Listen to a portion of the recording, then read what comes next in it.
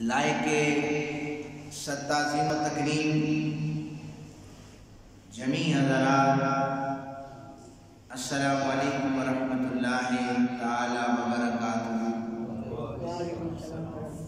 باری کے لم یزل کا ہم پر کروڑوں احسان ہے، اس نے ہمیں ایک مرتبہ پھر اپنے گھر میں بیٹھ کر اپنے اور اپنے حبیب مکرم صلی اللہ علیہ وآلہ وسلم کا ذکر کرنے کی توفیق عطا فرمائی ہے۔ آج کے عنوان کے حوالے سے میں یہاں پر جو کچھ بیان کروں، مالک لم یزل مجھے حق اور سچ بیان کرنے، پھر آپ تمام کو مجھ سمیت عمل کرنے کی توفیق عطا فرمائے۔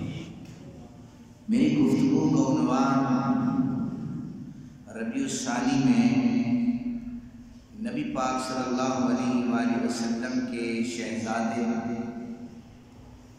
پیران پیر شیخ عبد القادر جیلانی المعروف غوث اعظم رحمۃ اللہ تعالی علیہ آپ کی ذات کے حوالے سے۔ یہ مہینہ آپ کا مہینہ ہے اور 6 سال کو اس سے بعد بھی آپ کا منایا جائے گا۔ میں نے جو عنوان کو چنا ہے، یاد رکھیں کہ میری ہمیشہ سے کوشش ہوتی ہے اولیاء کرام کی جو کرامات ہیں وہ حق ہیں، وہ کیا ہیں؟ لیکن ایسی کرامات کا ذکر کرنا جن کا نہ سر ہو نہ پیر ہو، دین میں شریعت میں ایسی کسی قسم کی کوئی اجازت نہیں ہے۔ ہمارے سنت ہے اور یہ ممبر یہ انتہائی ذمہ داری کا کام ہوتا ہے۔ یہ عام چیز نہیں ہے کہ ویسے کسی بندے کو پکڑ کر یہاں پر بٹھایا جائے اور وہ 1000 بندے کو اپنے پاس سے من گھڑت قسم کی روایات سناتا رہے، تو بندے بھی سبحان اللہ اور ماشاء اللہ کہہ کر گھروں کو چلے جائیں، تو یہ آپ لوگ تو خوش ہو جائیں گے، وہ وحدہ لا شریک خوش نہیں ہوگا۔ ہم نے یہ نہیں دیکھنا کہ ہم جو بیان کر رہے ہیں اس سے عوام کو راضی کر رہے ہیں، نہیں، بلکہ ہم نے اللہ کی رضا اور اللہ کے رسول کی رضا دیکھا ہے۔ اللہ رسول راضی نہ ہو، جھوٹے قصے جھوٹی روایات بیان کر کے میں چلا جاؤں تو آپ نے تو 2-4 دن مجھے یاد رکھنا ہے، لیکن اس بارگاہ میں جواب دہ میں ہوں گا، وہ جواب میں نے دینا ہوگا۔ تو اس لیے یہ جو ممبر ہوتے ہیں ان پر ایسے ذمہ دار بندے کی ڈیوٹی لگائی جاتی ہے جو دین اسلام کے مطابق دین سے ریلیٹڈ چیزوں کو آپ کے سامنے رکھتا ہے، اور ایسی کرامات جو آپ لوگوں کی اصلاح کا باعث بنے۔ میں اگر یہ کہوں کہ فلانے بابا جی نے دیوار کو حکم دیا تو دیوار چلی، مجھے بتائیں شریعت کا کون سا مسئلہ یہاں سے ہے؟ اس میں کوئی مسئلہ ہے قرآن حدیث وضو کا؟ میں یہ کہوں کہ فلانے بابا جی کو میں نے ہواؤں میں اڑتے ہوئے دیکھا ہے، کون سی شریعت کا مسئلہ ہے؟ تو مجھے، میں پہلے عرض کر چکا ہوں، کرامات اولیاء حق ہیں، ہم ان کے قائل ہیں، وہ انشاءاللہ میں آگے بیان کروں گا، لیکن خدا را ایسی کرامات جن سے عوام الناس کی اصلاح ہو، وہ یہاں سے آپ سنیں گے اور بیان کیا ہے۔ میں نے جو آیت پڑھی ہے نا، میں اس سے آگے چلتا ہوں۔ صراط الذین انعمت علیہم، یا اللہ ہمیں سیدھا رستہ دکھا۔ پہلے ہم نماز میں دعا کرتے ہیں 5 وقت، بہت دعا کرتے ہیں اہدنا الصراط المستقیم، اہدنا الصراط المستقیم، مالک سیدھا رستہ دکھا۔ کون سا رستہ؟ پھر دعا کریں صراط الذین انعمت علیہم، ان لوگوں کا رستہ ہمیں دکھا دے مولا جن پر تیرا کرم ہوا ہے، جن پر تو نے انعام کیا ہے۔ اب ہمیں تو قرآن سے ہی پوچھ رہا ہے، قرآن تو بتا کہ مالک کا کرم کن لوگوں پر ہوا ہے۔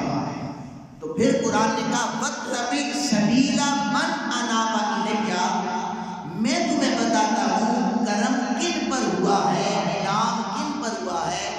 قرآن نے کہا ایسے لوگوں کے رستے پر چلو جو میری بارگاہ میں جھک جائیں۔ آپ سبحان اللہ کہہ سکتے ہیں؟ ایسے لوگوں کے رستے پر چلو جو میری بارگاہ میں، بولے اونچی آواز سے، ساری میری تو نہیں ہے، ساری تقریر میں اکیلے کرنی ہے، میں آپ لوگوں کو بھی مقرر بنانا چاہتا ہوں۔ ایسے لوگوں کے رستے پر چلو جو میری بارگاہ میں جھک جائیں۔ مفسرین کرام نے لکھا ہے اس آیت سے مراد اللہ کے ولی ہیں۔ کون ہیں؟ اللہ کے ولی ہیں۔ اور جب اولیاء کرام پر نظر دوڑائی جائے تو ہمیں اللہ کے ولیوں میں سب سے پہلا نام علی پاک کے بیٹے حضرت غوث اعظم کا ملتا ہے کہ جنہوں نے اللہ کی بارگاہ میں جھک کر یہ بتایا کہ اللہ کا ولی وہ ہوتا ہے جس رستے سے گزر جائے وہ گزرگاہ قیامت تک آنے والوں کے لیے اس گزرگاہ پہ جو مٹی ہوتی ہے وہ خاک سبا بن جایا کرتی ہے۔ یا غوث اعظم، ہم نے ایک روایت سنی کہ اللہ کے ولی کی نشانی یہ ہے کہ جب اسے دیکھو تو تمہیں خدا یاد آ جائے۔ آپ کا فرمان ہے کہ اللہ کے ولی کی نشانی یہ ہے کہ جس رستے سے گزرتا ہے اس رستے کو دیکھ کر بھی خدا یاد آ جائے۔ فرمایا وہ بھی حق ہے، اس کے چہرے پہ دیکھو تو اللہ کی نشان، اللہ کی پہچان ہو جائے، اللہ کی یاد تازہ ہو جائے۔ لیکن سنو کہ اس کی دلیل یہ دے رہا ہوں کہ ان الصفا والمروہ من شعائر اللہ، یہ جو صفا اور مروہ کا رستہ ہے یہ اللہ کی نشانیوں میں سے نشانی ہے۔ مانے کہ ان پر تو ہاجرہ گزری تھی، تو ہم یہ کہیں نا کہ ہاجرہ کی نشانیاں ہیں، گزری تو ہاجرہ تھی۔ فرمایا ہاجرہ گزری تھی لیکن نشانی میں اپنی بتا رہا ہوں۔ قرآن کہتا ہے یہ میرے ولی ہیں، یہ جس رستے سے گزر جائیں یہ میرے دوست ہیں نا، لہذا ان کے گزرگاہ جو ہے اس کو بھی میں اپنی نشانی قرار دے رہا ہوں۔ قرآن نے دوسرے مقام پر 4 ٹانگوں والے ایک جانور بیل کا ذکر کیا، گائے کا، کہ حاجی جب میقات سے عرفات کی طرف جا رہے ہوتے، حاجی اگر کسی جانور کے گلے میں کوئی چیز لٹکا دے، قرآن کہتا ہے یہ جو جانور ہے ہم اسے اپنی نشانی قرار دے رہے ہیں۔ کیا کہتا ہے؟ یہ نشانی ہے اللہ کی۔ وہ جانور، وہ بیل، وہ اللہ کی نشانی بن جاتا ہے۔ لوگوں، جس جانور کے گلے میں حاجی کوئی چیز لٹکا دے اللہ اسے اپنی نشانی قرار دیتا ہے، اور جس کی رگوں میں رسول اللہ کا خون دوڑتا ہو وہ بھی اللہ کی نشانی قرار دیتا ہے، وہ بھی اللہ کی نشانی ہوتی ہے۔ جس رستے سے اللہ کا ولی گزر جائے وہ رستے بھی بتاتے ہیں کہ ہم سے اللہ کا ولی گزرا ہے۔ حضرت غوث پاک رحمۃ اللہ تعالی علیہ نے واضح طور پر فرمایا کہ جو فریب بیوی ہوتی ہے نا یہ زیادہ دیر نہیں چلتی، دنیا میں ختم ہوتا ہے، اور جو سچی فقیری ہوتی ہے وہ قبر میں جب اللہ کا ولی چلا جائے تب بھی اپنا تصرف کرتی نظر آتی ہے۔ بے شمار لوگوں کے اعتراضات ہوں گے، لیکن آپ دیکھیں داتا صاحب کتنی تعداد ہے، اجمیر شریف کتنی تعداد ہے، بغداد شریف کتنی تعداد ہے، ادھر کیا ہو رہا ہے؟ قرآن خوانی ہو رہا ہے۔ جہالت وہاں پر اپنا رنگ دکھاتی ہے، لیکن اللہ کے ولی کے مزار پر صبح و شام رب ذوالجلال کی تاریخ کلام کی تلاوت بھی ہو رہی ہوتی ہے، رحمتوں کی برسات اللہ کے ولی کی مزار پر۔ تو اس لیے کہ فَاسْكُرُونِي أَشْكُرْكُمْ، انہوں نے قرآن کی اس آیت کو سامنے رکھا تھا کہ اس کا ذکر کرو وہ تمہارا ذکر کرتا ہے۔ وہ تمہارا ذکر کیسے کرتا ہے؟ فرمایا دنیا میں تم اس کا ذکر کرتے رہو، وہ لوگوں سے تمہارا ذکر کرواتا رہے گا، لوگوں سے تمہارا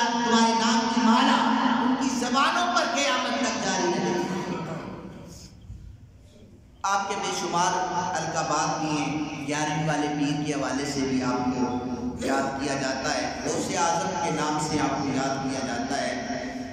میں آپ ہی کی نسبت سے میں ایک دو چیزیں اور جو اصلاح کے لیے وہ بھی آپ کے سامنے بیان کرنا چاہتا ہوں۔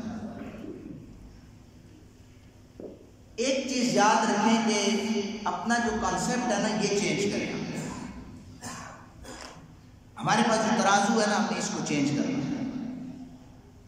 ہمارے علماء اگر کوئی تحقیقی انداز میں کوئی چیز بتاتے ہیں، سننے والے کہتے ہیں جی 50 سال 60 سال زندگی گزار دی، ہم نے تو پہلے کبھی سنا ہی نہیں ہے، لہٰذا یہ تو نئی بات ہے اس لیے ہم نہیں مانتے۔ آپ نہ مانیں، ہماری صحت پر کوئی فرق نہیں پڑتا، جو دین رسول ہوگا، جو شریعت رسول ہوگی وہی بیان کی جائے گی، کسی کے ماننے سے کیا ہوتا ہے؟ ایک تو یہ چیز ہے۔ دوسرا یہ کہ ہم نے تو یہ چیز فلاں عالم سے ایسے سنی تھی، آپ نے تو اس طرح بیان کی ہے، تو دیکھیں ہم فلاں کے ذمہ دار نہیں ہیں، ہم اللہ رسول کی جو احادیث ہیں کلام ہیں ان کے ذمہ دار ہیں۔ اگر وہ چیز ہم نہ دکھا سکیں تو ہمیں آپ سوال کر سکتے ہیں۔ میں نے شروع میں ایک دو جملے بولے کہ ممبر جب غیر ذمہ دار بندے کے ہاتھوں چلا جائے، جب ممبر پر غیر ذمہ دار بندہ صرف سریلی آواز کی وجہ سے لوگوں کے کانوں کے چسکے پورے کرنے کے لیے بیٹھ جائے تو پھر اس کا حدیث سے دور دور تک تعلق نہیں رہتا، اس کا تعلق دوہڑے اور مائیوں سے ہو جاتا ہے۔ اب یہ واقعہ ہم نے آپ یوٹیوب کھولے آپ کو ملے گا، عالم کہلوانے والے بیان کرتے ہیں کہ ہمارے جو بابے ہیں نا ان کی ڈھولکیوں میں بھی اللہ نے بڑا اثر رکھا ہوا ہے۔ دوسرا واقعہ ایک آپ سنتے ہوں گے کہ غوث پاک کی بارگاہ میں ایک عورت آئی، اس نے آ کر کہا کہ آپ سے مصافحہ جب بھی کیا جاتا ہے اس دن بندے کو موت ہی نہیں آتی، میرا بچہ صبح مل کے گیا ہے تو وہ تو مر گیا ہے۔ غوث پاک نے فرمایا اسے لے آ، اسے رکھا وہاں پر اور پھر دم کیا، بچہ زندہ ہو گیا۔ پوچھا کیسے زندہ کیا ہے؟ انہوں نے کہا کہ اسرائیل روحیں لے کے جا رہا تھا تھیلی میں جسے زنبیل کہا جاتا ہے، میں نے اسرائیل سے وہ تھیلی پکڑی، تیرے بچے کی روح نکال کر واپس دے دی۔ استغفر اللہ استغفر اللہ۔ دیکھیں غوث پاک کو آپ اللہ کا گستاخ نہ ڈکلیئر کریں، آپ انہیں شریعت کے اندر انٹرفیئر کرنے والا نہ ڈکلیئر کریں۔ لوگوں وہ اللہ کا ولی تھا، اسرائیل کو حکم اللہ کا ہو اور غوث پاک جا کر اس سے روح لے کر تمہیں واپس کر دے۔ یہ چیزیں ہمارے دین سے ان کا کوئی کسی قسم کا تعلق نہیں ہے۔ 1000 سال ہونے والا ہے غوث پاک۔ کتابوں میں مستند کتابوں میں، اب کتابیں بھی جس کے پاس پیسہ آتا ہے اور جس کو دو چیزیں آتی ہیں وہ لکھ کر بیٹھ جاتا ہے۔ مستند کتابوں میں جو واقعات موجود نہیں ہیں ان کا لازمی تو نہیں ہے اب کسی کتاب میں کوئی میں کتاب لکھوں تو اس کا تعلق دین کے ساتھ ہو جائے۔ وہ ایک اور جملہ بولا جاتا ہے کہ 12 سال کی وہ، میں چونکہ پنجابی اس طرح صحیح نہیں بول سکتا، کہ 12 سال پہلے ایک بارات ڈوبی تھی، ایک مائی کو پتہ چلا، اس نے آ کر کہا غوث اعظم میرے بیٹے کی بارات ڈوب گئی تھی، آپ واپس اسے لائے۔ 12 سال بعد انہوں نے اس بیٹی کو تار دیا تھا۔ وہ لوگ کہاں تھے؟ کس کتاب میں لکھا ہوا ہے؟ 1000 سال انہوں نے لگا ہے، کسی مستند کتاب میں یہ واقعہ موجود نہیں۔ یہ واقعات اس لیے بیان کیے جاتے ہیں تاکہ ہم جو کام کی باتیں ان سے لوگوں کو دور کر دیں۔ سبحان اللہ ماشاء اللہ کی جو چھل ہے وہ ہم لے کر گھروں کو چلے جائیں، 1000 یا 500 کی جو ویل ہوتی ہے وہ جیب میں ڈال کے چلے جائیں۔ اللہ اللہ خیر صلی اللہ۔ عوام کو نہ کوئی مسئلہ بندے کو پتروں والا بتایا، نہ شریعت بتائی، زندگی گزارتے ہیں نہ انہیں دین کا پتہ، نہ انہیں احکامات رسول کا پتہ، نہ انہیں احکامات الہی کا پتہ۔ یاد رکھیں مجھے یہ چیز بتانے کی بھی کی ضرورت نہیں ہے کہ بار بار میں یہ کہوں ہم تو اولیاء اللہ کی کرامات کے قائل ہیں، الحمدللہ قائل ہیں، اور داتا صاحب کی نسبت سے یہ مسجد ہے، اور الحمدللہ ہم کرامات اولیاء کو بیان کرتے ہیں جو قرآن کے مطابق ہوں، جو حدیث رسول کے مطابق ہوں۔ محدث ابن جوزی بہت بڑے عالم گزرے، محدث گزرے۔ اب میں آپ کو بتاتا ہوں غوث پاک کی کرامت کسے کہتے ہیں۔ محدث ابن جوزی غوث پاک کی محفل میں آ کر بیٹھ گئے، 800 سال سے زائد کا عرصہ پہلے یہ محدث گزرے، سامنے بیٹھے، غوث پاک نے قرآن کی تلاوت کی۔ کیا کیا؟ قرآن کی تلاوت کی۔ آپ نے اس کی ایک تشریح کی۔ محدث ابن جوزی نے کہا یہ مجھے آتی ہے، سارے لائے۔ غوث پاک نے دوسری تشریح کی، اسے سارے لائے، یہ بھی آتی ہے۔ غوث پاک نے تیسری تشریح کی، سارے لائے، یہ بھی آتی ہے۔ 16 تشریحات پر وہ سر ہلاتا رہا، یہ تو مجھے آتی ہیں، بہت بڑا محدث ہوں۔ آپ نے فرمایا مجھے 16 ہی آتی ہیں، اس سے آگے سن، اس سے آگے سن۔ محدث ابن جوزی حیران رہ گئے کہ میں تو دل میں یہ سوچ رہا تھا کہ یہ 16 مجھے آتی ہیں، اللہ کے ولی کے تصرف کی وجہ سے انہیں کیسے پتا چل گیا؟ فرمایا تجھے 16 آتی ہیں، اب آگے سن۔ 40 تشریحات غوث پاک نے فرمانا شروع کر دیا، 40 تشریحات کی۔ یہ کال کا ذکر تھا۔ اب آپ نے جو ہی فرمایا نا، آؤ لوگوں، کال کی خبر تمہیں دے چکا ہوں، اب کال سے حال کی طرف چلتے ہیں۔ لوگوں یہ جملہ کہنا تھا۔ محدث ابن جوزی نے کپڑے پھاڑے اور غوث پاک کے قدموں میں گر کر کہنے لگا، رب کعبہ کی قسم ہے 50 سال کا عرصہ گزار دیا، توحید پڑھتا رہا، توحید پڑھتا رہا۔ جو توحید مجھے آپ کی مجلس میں حاصل ہوئی ہے وہ کسی اور جگہ سے مجھے نہیں حاصل ہو سکتی۔ لوگوں کو کیوں نہیں بتاتے کہ غوث پاک قرآن کی تلاوت کیا کرتے تھے، غوث پاک قرآن پڑھایا کرتے تھے، غوث پاک مستند عالم دین تھے۔ انہوں نے 40 سال سے زیادہ عرصہ لوگوں کو عالم بنایا، وہ دین کا ہوکا دیا کرتے تھے، لوگوں کو شریعت مصطفیٰ بتایا کرتے تھے، لوگوں کو دین کے قریب لایا کرتے تھے۔ ان کی محفل میں 70,000 کا مجمع ہوا کرتا تھا، سپیکر نہیں ہوتا تھا، لیکن ایک آواز لگاتے تھے، ایک آواز لگاتے تھے، 70,000 کا مجمع برابر اس آواز کو سنا کرتا تھا۔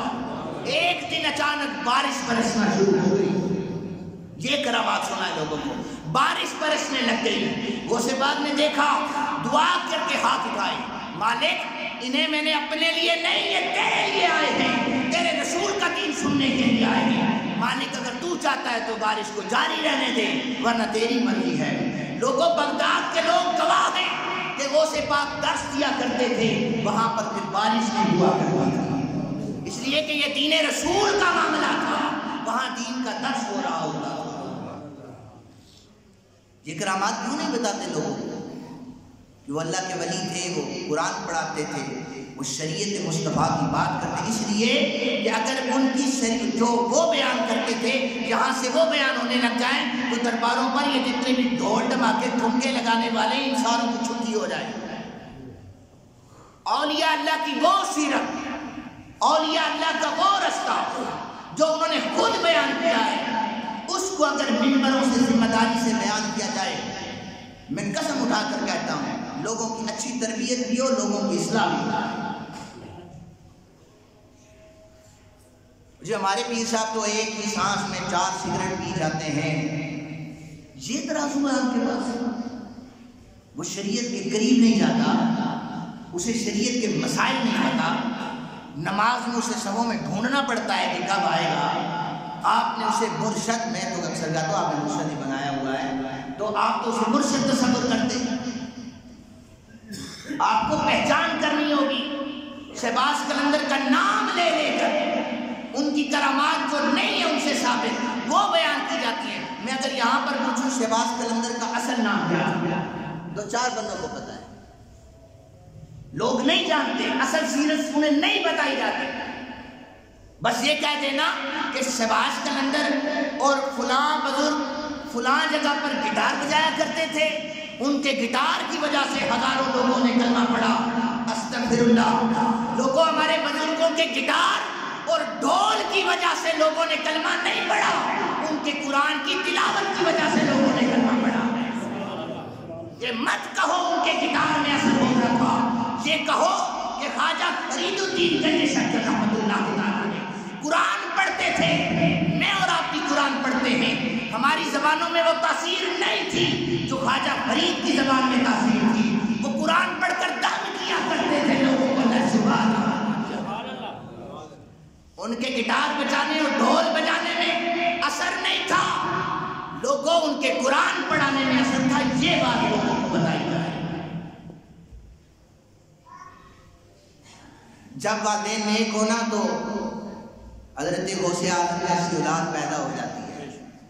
اب میرے پاس وقت نہیں، ورنہ میں اولیاء کرام کے حوالے سے وہ کرامات آپ کو بتاؤں جن سے آپ کی اصلاح بھی ہو، جن سے پتہ بھی آپ کو چلے کہ وہ اولیاء جنہیں قرآن نے وَاتَّبِعْ سَبِیلَ مَنْ أَنَابَ إِلَيَّ کہا ہے، وہ راتوں کو جاگا کرتے تھے، دن میں روزہ رکھا کرتے تھے، مسجدوں کو آباد کیا کرتے تھے، مسجدیں بنایا کرتے تھے، دنیا سے ان کا کسی قسم کا کوئی تعلق نہیں تھا، وہ صرف آخرت کی فکر میں لگے رہتے ہیں۔ سنیں آخری بات،